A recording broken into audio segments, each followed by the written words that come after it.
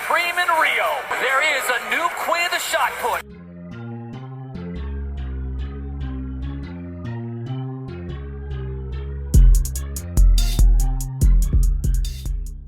What up, what up?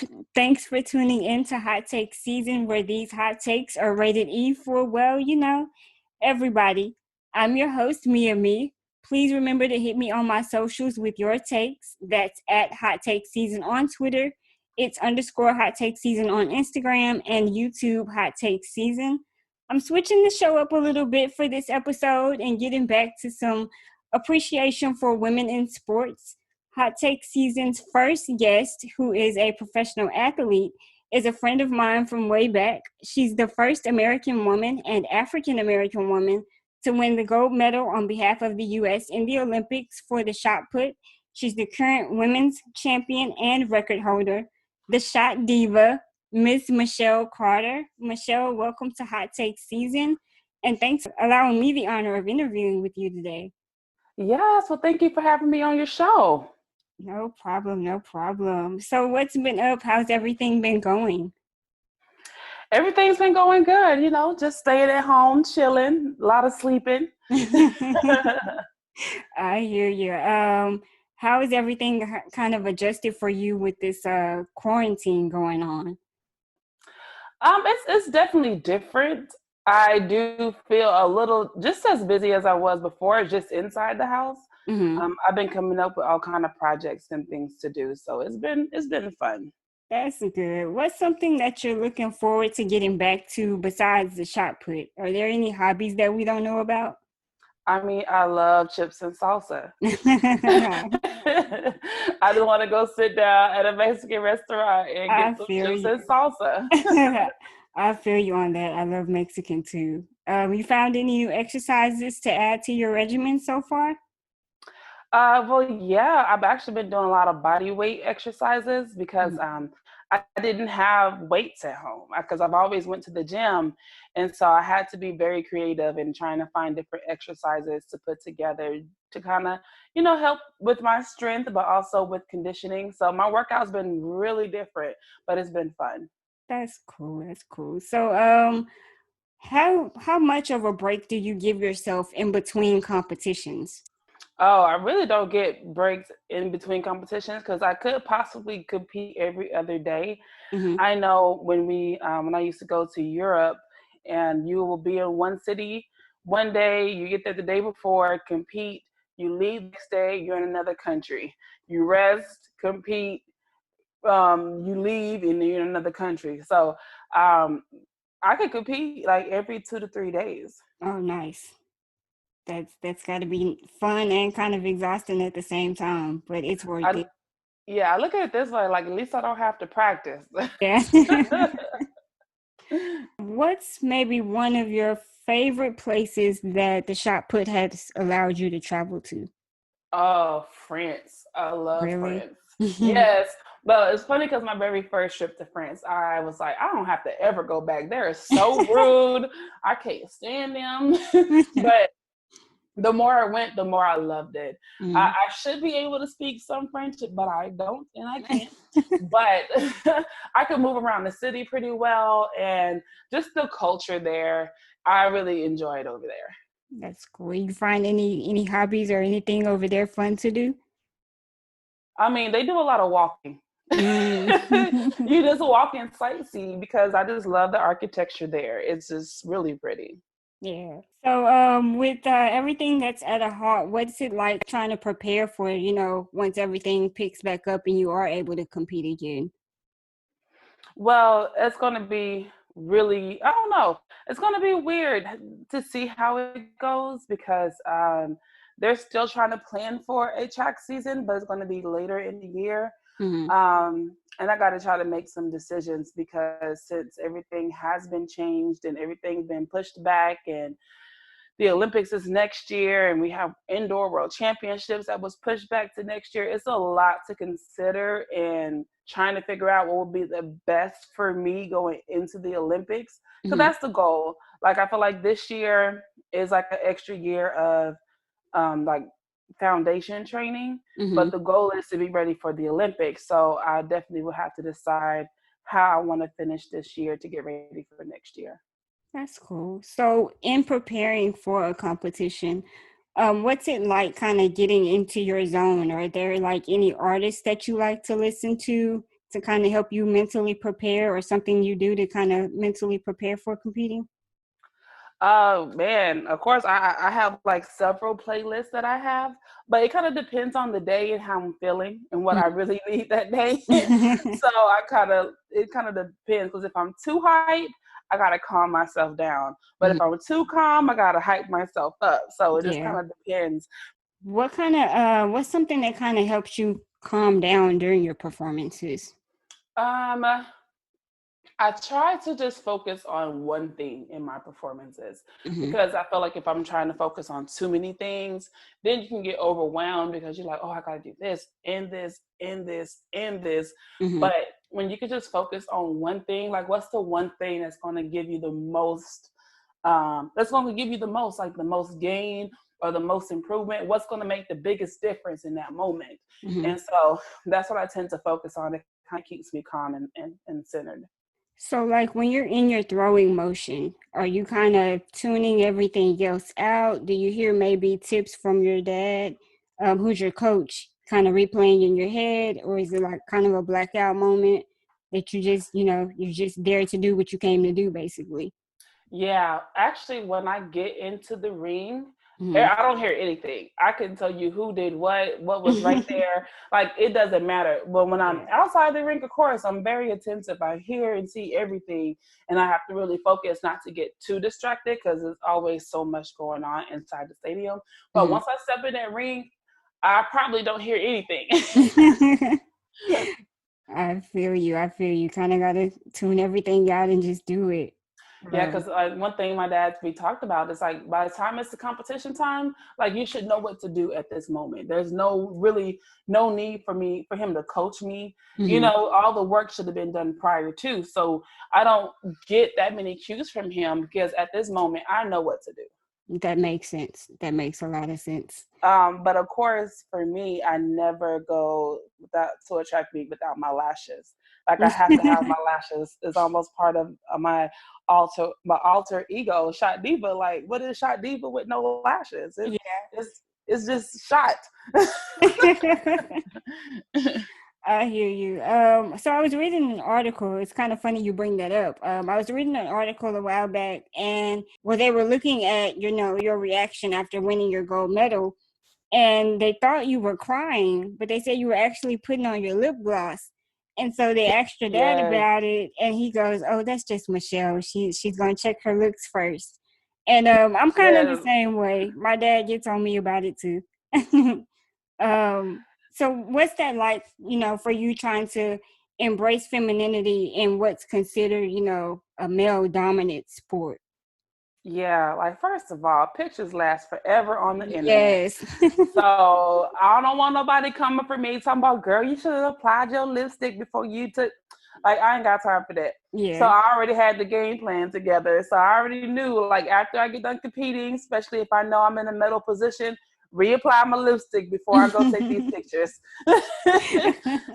I love it. But I love it. um, but I feel like embracing my femininity is just something that is just a part of me. And even though I have a very male um, dominant or masculine event, I'm a woman at the end of the day. And Right. I'm a woman who enjoys the fashion, the dresses, the lipstick, the lashes, my Mhm. hair done, my nails done. Like, I've always loved that stuff. So Yeah. I just carried what is part of me into the other part of me. And I couldn't separate the two, because for me, getting dressed for competition is like how people get dressed for work. I want to fit the part, and fit the part for me is making sure I look the best that I can, so that I feel confident when I walk out on that field. So I don't Yeah. want to have to be worried about what I look like.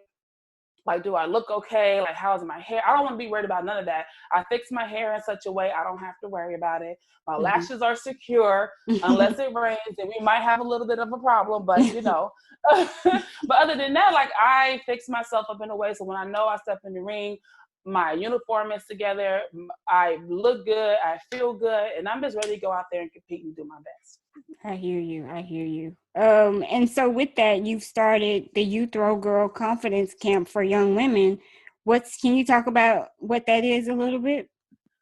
Yes, so my Youth Throw Girl Sports Confidence Camp is a camp that I started for my teenage girls, because what I was getting a lot of question from was from my girls and also from their parents is like, how are you so confident? And then not only that, I'm a plus size woman, so I'm not your average looking athlete. And I think there's a lot of stigmas on women, what you should look like as in being an athlete. But just like in men's sports, and you look at the football team, there's different positions, and those men are different sizes in those positions. It's going to be the same thing on the women's side.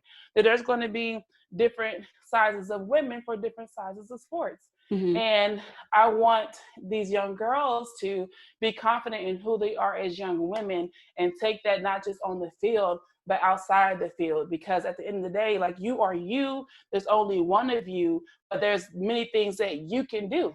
And I want them to feel confident in who they are. And sometimes they just have to see somebody that looks similar to them or somebody they can relate to let them know that they can be confident and do great things too.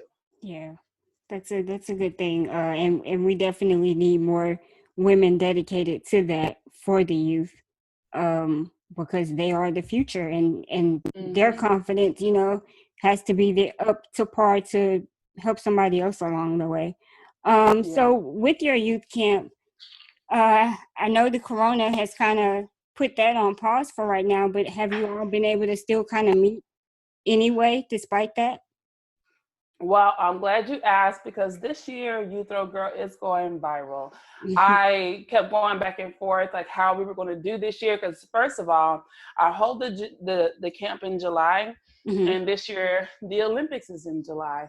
So I had decided to move the camp back to December. But now, since we have COVID-19 and Corona going on, I didn't want to leave my girls hanging, especially since they've been home for the rest of the school year. And then now it's going to be summertime and they're still going to be at home. So Mm-hmm. I decided to make You Throw Girl viral and come to them. So then that way, no one's traveling, everyone is staying safe, but I still get to like talk to them and encourage them, and we can have a good time together. I love that. So what was your advice to the young girls for this year for your camp? Well, I just been encouraging them to try something new and to work on their weaknesses during this time, because right now we're limited to what we can do, but there's no limit on creativity. So if there's a hobby you wanted to start, something you wanted to try that you can do at home, go for it. And then when I tell them to work on their weaknesses, let's say a lot of girls don't like push-ups, Mm-hmm. but push-ups are very, very beneficial for you as an athlete. Yeah. So just start working on your push-up game. If you don't like lunges, work on that. If your core is a little weak, let's start doing some sit-ups. Let's do things that's going to make us stronger for the future, and not waste this time that we have to improve on ourselves.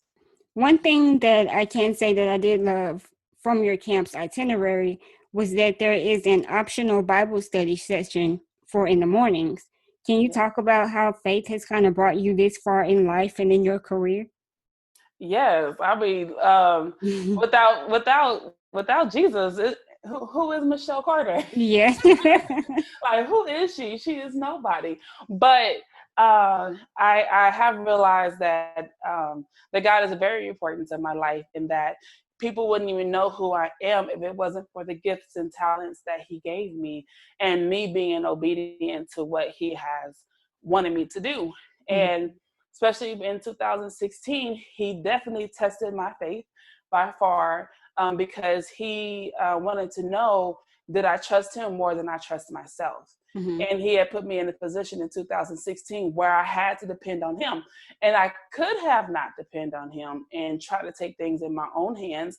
But then, just by going through scripture and knowing what the word says, it says I can do all things through Christ. So Mhm. if through Christ I can do all things, so that means if I don't do it with Him or through Him, that means I'm not going to be able to do it. Yeah. So I had to learn how to just surrender to Him and His will, and be obedient to what He wants me to do. And I realized that when I do it His way, he sets you up way better than you can set yourself up. That's very true. That is very true. Yes. So I'm like, okay, Lord, whatever you want me to do, however you want it to work it out, then you go ahead and do that, because I can't do what he do. Yeah. And why not have the person who created the earth and the stars and the moon and who has control over everything? Why not let him do what he do best? Yeah. Yeah. I feel that. That scripture, Philippians 4:13, resonates a lot with me. And actually, you wrote that on the plaque, the picture that you gave me when you had your dinner after you won. Oh yeah. And I Yeah. look at that all the time. It kind of helps me get through a lot, because sometimes you do go through life and you're like, ugh, I can't do this, Yeah. but you have something else to look back at to kind of push you forward to say, yeah, you can do it with Christ. You're in the Texas Track Hall of Fame, Texas Track and Field Hall of Fame.